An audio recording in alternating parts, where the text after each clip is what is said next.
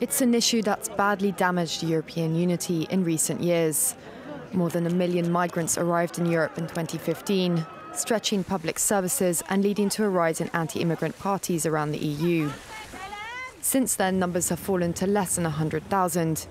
But this summer, a series of high-profile cases involving rescue ships kept the sensitive issue in the spotlight. We have a political crisis, not a migration crisis. The numbers arriving are even less than in 2007. One has to point that out. But we need rules. We can't tell European citizens that we succeeded and wait for the next crisis. The 28 EU leaders are in Salzburg to discuss proposals to avert such a crisis. European Council President Donald Tusk has floated the idea of regional disembarkation platforms around the Mediterranean to get people off rescue boats and then distribute them around the bloc.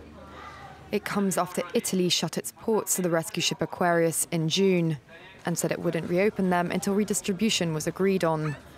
But the plan has yet to be fleshed out because of the same old stumbling block of how to share out migrants. Another proposal is raising the number of EU border guards known as FRONTEX. But first, the bloc must convince member states like Hungary that fear the plan would mean losing national control of their borders. They want to take the right of border protection away from Hungary. The EU doesn't want to stop immigration, but to manage it. They want the keys to the gate. Perhaps the most controversial idea is a proposed deal with Egypt to elicit its help in stopping migrants from crossing from North Africa. Human rights groups have criticized a similar deal with Libya.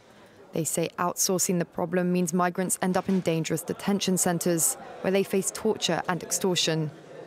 But many EU leaders are keen on the idea, and Tusk said the bloc would hold a summit with the Arab League in Egypt in February.